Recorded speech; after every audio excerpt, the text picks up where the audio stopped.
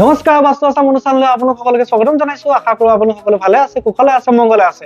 আজি আপোনালোকৰ আলোচনা লৈ আহিছে এটা অত্যন্ত গুৰুত্বপূৰ্ণ বিষয়বস্তু যে বাস্তুশাস্ত্ৰৰ ফলাফল। হয়, অতি কম দিনৰ ভিতৰত বাস্তুশাস্ত্ৰৰ ফলাফল কেনেকৈ পাব পাৰি, এটা অত্যন্ত গুৰুত্বপূৰ্ণ বিষয়বস্তু। আমাৰ মূল বিষয়বস্তুলৈ আগবঢ়াৰ আগতে আপোনালোক জনাওঁ যে যিসকল দৰ্শকে আমাৰ এই ভিডিঅ'টো পোনপ্ৰথমবাৰৰ বাবে চাইছে বা আমাৰ চেনেলটো এতিয়াও ছাবস্ক্ৰাইব কৰা হোৱা নাই, বাস্তু আছাম এইটো চেনেলটো আপোনালোকে ছাবস্ক্ৰাইব কৰিব, কাষত থকা নটিফিকেশ্যন বেলটো টিপিব, অল কৰিব। যিসকল দৰ্শকে আমাৰ ভিডিঅ'টো ফেচবুকত চাই আছে, বাস্তু আছাম ফেচবুক পেজখন আপোনালোকে ফলো কৰিবলৈ নিশ্চয় নাপাহৰিব। ভিডিঅ'বিলাক ভাল পালে এটা লাইক কৰিব আৰু আত্মীয় স্বজন প্ৰিয়জনৰ মাজত আমাৰ এই ভিডিঅ'টো উপহাৰ হিচাপে শ্বেয়াৰ কৰিব।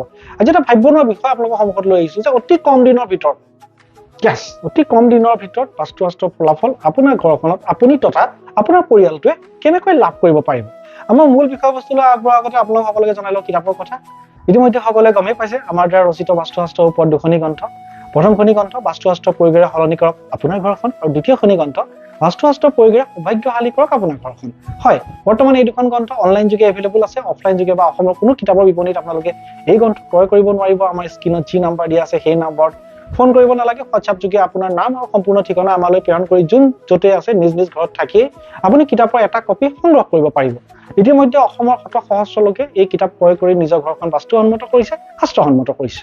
এতিয়া আহক মূল বিষয়বস্তু। আজি বিষয়বস্তু কি যে বাস্তুশাস্ত্ৰৰ ফলাফল পাবলৈ এখন ঘৰত কিমান দিন লাগে, কম দিনৰ ভিতৰত আপুনি কেনেকৈ বাস্তুশাস্ত্ৰ প্ৰয়োগ কৰি ইয়াৰ পৰা সুফল পাব পাৰিব। চাওক, আমি বিভিন্ন সময়ত কমেণ্ট যোগে হওক বা বিভিন্ন স্থানত, অসমৰ বিভিন্ন স্থানত মানুহ লগ পালে এই বিষয়টো, আমি এই প্ৰশ্নটো প্ৰায় মুখামুখি হওঁ। গতিকে এই বিষয়টোকে আজি আপোনালোকৰ সন্মুখত লৈ আহিছো যে কেনেকৈ আপুনি কম দিনত বাস্তুশাস্ত্ৰৰ সুফলাফল লাভ কৰিব পাৰিব।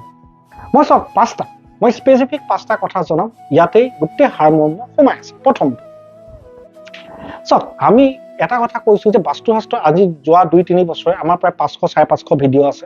এই ভিডিঅ'ৰ মাধ্যমেদি আপোনালোকক জনাই আছো যে ঘৰখনৰ কোনটো বস্তু ক'ত হ'ব লাগে, কেনেদৰে হ'ব লাগে, ক'ত হ'ব নালাগে, কিয় হ'ব নালাগে। বাস্তুশাস্ত্ৰ বা শাস্ত্ৰৰ নীতিৰ মতে আপোনাৰ ঘৰখনত কোনটো বস্তু থাকিলে আপুনি কেনেকৈ ইয়াৰ পৰা মেক্সিমাম বেনিফিট পাব পাৰিব। এটা কথা জানক যে বাস্তুশাস্ত্ৰ সুফলাফল পাবলৈ হ'লে আপুনি আপোনাৰ ঘৰখন শুদ্ধ কৰিব লাগে। প্ৰথমটো কথা, ভুল ঘৰ এখনত থাকি আপুনি নীতি নিয়ম যদি পালন কৰি থাকে একো সুফল নাপায়।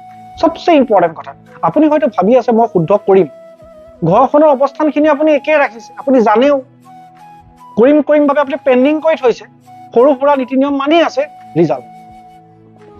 আমিতো কোনো বস্তু কিনি আনিব পোৱা নাই। ঘৰত কোনো বস্তু কিনি আনি ৰাখক, লগাওক, ক'ৰবাত ৰং দিয়ক, ভুল জেগাত টয়লেট আছে, ভুল জেগাত আউটটেংকি আছে, তাৰ লগাওক, ৰং লগাওক, কোনো ৰিজাল্ট।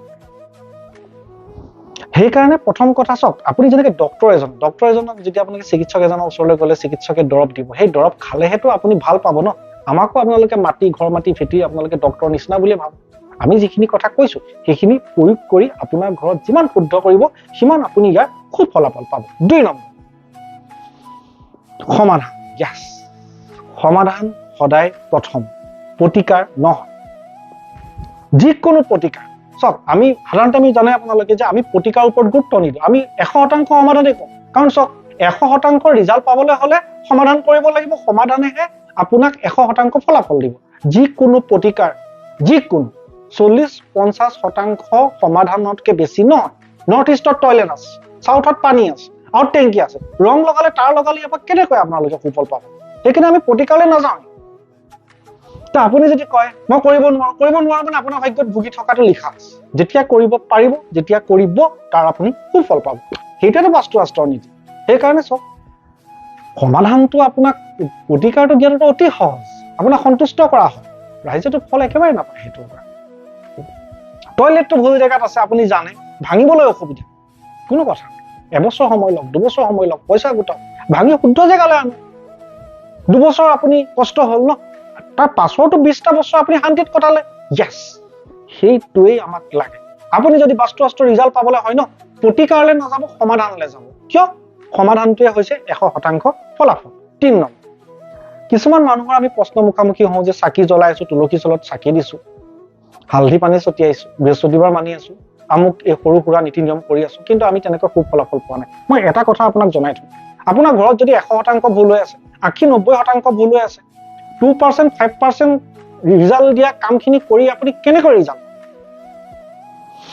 স্পেচিফিকেলি আপোনাৰ ঘৰত কেইটামান বস্তু শুদ্ধ লাগিব একদম নিশ্চিত হৈ লওক মই কৈ দিছোঁ কি কি আৰুতো বহুত বস্তু লাগে কিন্তু আপুনি ফাৰ্ষ্ট ৰিজাল্ট পাবলৈ হ'লে এইকেইটা বস্তু শুদ্ধ হ'বই লাগিব গেট দৰ্জা টয়লেট আউট টেংকি কিটচেন পানীৰ উৎস বা ৱাটাৰ বটল গেছ এইকেইটাতো একদম নিম্নতম যোনে যোনে এইকেইটা শুদ্ধ কৰিছে আপোনালোকে নিজেই গম পাইছে আমাৰ ভিডিঅ' চাই হওক বা মই চোৱা মানুহৰ ঘৰে হওক চ' এটা কথা আপুনি জানিব যে আপুনি এইকেইটা বস্তু ঘৰখন আপুনি শুদ্ধ কৰিব লাগিব বিশেষকৈ এইকেইটা বস্তু ভুল জেগাত ৰাখি পেলাই আপুনি কৈ আছে মই নোৱাৰো কৰিব তেন্তে আপুনি ফলাফলো আশা কৰিব 4 নম্বৰ কম দিনত বাস্তু ৰিজাল্ট পাবলৈ হ'লে যি কাম কৰিব আমি কোৱা যি কাম আপুনি কৰিব সদায় ভাৱ ভক্তিৰে কৰিব ইয়াছ সবচে ইম্পৰ্টেণ্ট কথা মনত সন্দেহ ভাৱ লৈ প্ৰশ্নবোধক চিন লৈ কাম পেণ্ডিং কৰি কৰা কামে কোনো ফল নিদিয়ে কাৰণ আমি চব শাস্ত্ৰ বাণীখিনিকেতো আমি প্ৰচাৰ কৰিছোঁ ঋষি মুনিসকলে যি কথা কৈছিলে একদম সহজ সৰল ৰূপত